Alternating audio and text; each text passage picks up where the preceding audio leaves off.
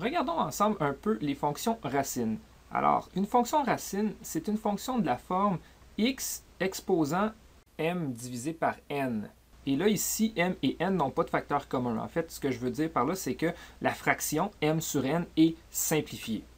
On pourrait peut-être donner un exemple concret. Supposons que l'on prenne la fonction f de x égale à x à la 2 tiers. Alors là, ici, ça n'a pas l'air d'une fonction racine, parce que quand on a une fonction racine, on est habitué, par exemple, la fonction racine la plus connue, la racine carrée, on est habitué de voir un radical. Alors en fait, l'idée ici, c'est que quand on a une fonction avec un exposant comme ça, fractionnaire, c'est qu'on peut l'écrire à l'aide d'une racine.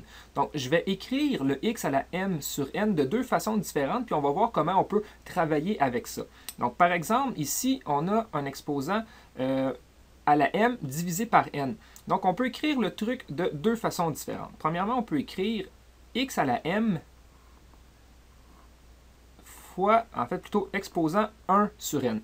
Donc, pourquoi? Parce que ici, les règles des exposants nous disent que si j'ai, par exemple, une variable à la m et que tout ça est à la 1 sur n, on peut multiplier les exposants pour simplifier. Alors ici, m fois 1 sur n nous donne m sur n. Alors, voici une façon d'écrire la fonction f de x. Et ici, quand on a un exposant fractionnaire de la forme 1 sur quelque chose, en fait, c'est qu'on a une racine. Et ça, ici, le n, c'est une racine nième. Donc, par exemple, ici, je pourrais réécrire le truc de la façon suivante. X à la m et en prendre la racine nième. Donc, le 1 sur n qui est ici nous donne, dans le fond, notre racine. Donc, si je reprends l'exemple qui est à côté, en bleu, eh bien, là, je pourrais écrire ma fonction de la forme suivante, c'est-à-dire x à la 2 à la 1 tiers. Et voyez-vous ici, le tiers, là, le 1 tiers, le 3 qui forme la fraction ici, ça va être ma racine. Donc, en fait, c'est la même chose que x au carré, et puis prendre la racine troisième. Donc, en fait, la fonction x à la 2 tiers, c'est la même chose que la racine cubique, ou la racine troisième de x au carré. On peut bien entendu écrire une fonction racine d'une autre façon. Parce que voyez-vous, si je repars d'ici, donc je vais venir le réécrire, f de x égale à x à la m sur n. Ici, dans la première étape que j'avais fait en jaune, ce que j'avais fait, c'est j'avais sorti dans le fond l'exposant fractionnaire, c'est-à-dire le dénominateur.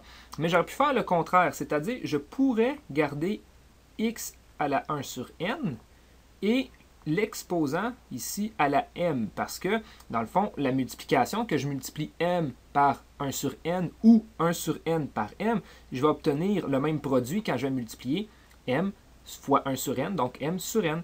Alors, je pourrais le réécrire de la façon suivante. Ici, x à la 1 sur n, ça c'est la racine nième de x, et le mettre à la m par la suite.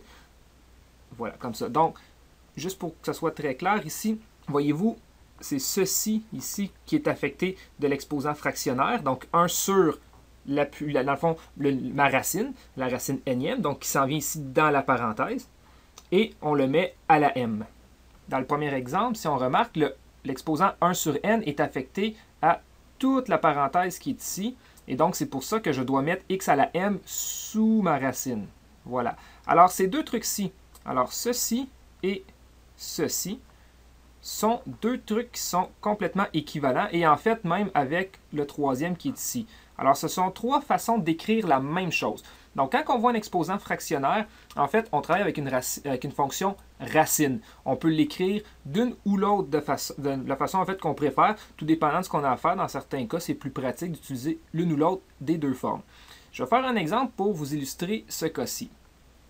Par exemple, si je prends la fonction qui est ici, le x à la 2 tiers, donc j'ai dit que je pouvais l'écrire comme étant x à la 2 puis prendre la racine troisième, je pourrais faire aussi le contraire, c'est-à-dire plutôt prendre la racine troisième de x et le mettre au carré. Ça, en fait, ça vient plutôt d'ici. Voyez-vous, ce que j'avais fait, c'est que j'avais gardé le 2, le exposant 2 au x, puis j'avais sorti la fraction, mais je pourrais, à la place, l'écrire x à la 1 tiers au carré, d'où la racine cubique de x à la 2. Alors, par exemple, si je voulais calculer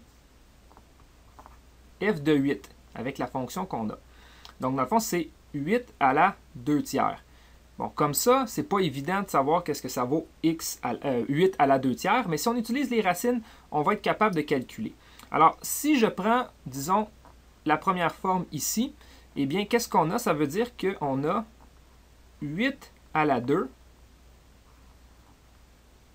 la racine troisième. Alors, 8 à la 2, ça vaut 64. Et je prends la racine troisième de 64. Donc, je vais trouver un nombre que quand je le multiplie 3 fois avec lui-même, me donne 64. Bon, on peut essayer quelques valeurs, mais ce nombre-là, c'est 4. 4 fois 4 donne 16. Si on multiplie encore par 4, on obtient 16 fois 4, on obtient 64. Une autre façon de faire, c'est en utilisant maintenant peut-être cette fonction-ci, plutôt cette écriture-ci, c'est exactement la même fonction. Donc, si on calcule f de 8, mais cette fois-ci en utilisant l'opération, dans le fond, en inversant les opérations, donc au lieu de mettre au carré en premier et ensuite de prendre la racine troisième, de faire le contraire. Prendre la racine troisième en premier et ensuite le mettre au carré. Alors, qu'est-ce qu'on obtient? On obtient la racine troisième de 8 à la 2. La racine troisième de 8, donc un nombre que je multiplie 3 fois par lui-même qui me donne 8. Alors ici, 2. 2 fois 2 fois 2 donne 8. Donc la racine troisième de 8 donne 2. Et 2 au carré donne bel et bien 4. Donc on voit qu'on obtient exactement la même réponse. Et c'est normal parce que c'est deux écritures qui sont équivalentes. Alors 8 à la 2 tiers, eh bien ça vaut 4. Donc on est capable de le calculer en passant par les racines, tout dépendant. Est-ce qu'on commence par prendre la racine, par exemple ici cubique, et ensuite le mettre au carré, ou le mettre au carré et ensuite prendre la racine cubique. Mais bien entendu, c'est deux écritures qui sont équivalentes. En terminant, deux petites remarques. Premièrement, si on regarde ici comme il faut là, la forme avec l'exposant fractionnaire, on voit qu'on a une division ici là, dans notre exposant m divisé par n. Donc, bien entendu, il faut que n soit différent de 0. On ne peut pas diviser par 0. Autre remarque, si n est un nombre pair, donc je vais l'écrire si n est pair, donc si n est pair, en fait, qu'est-ce qu'on a si on le réécrit ici, là, si on voit avec l'écriture, avec la racine, on obtient une racine paire. Donc, si n est pair, nécessairement, il faut que ce qu'il y a sous la racine soit positif, parce qu'on ne peut pas calculer une racine paire de quelque chose qui est négatif. Donc, si le n est pair, alors nécessairement, ce qu'il y a sous la racine doit être plus grand que 0. Donc, x doit être plus grand que 0. Si n est impair, alors là, x peut prendre n'importe quelle valeur réelle, il n'y a pas de problème.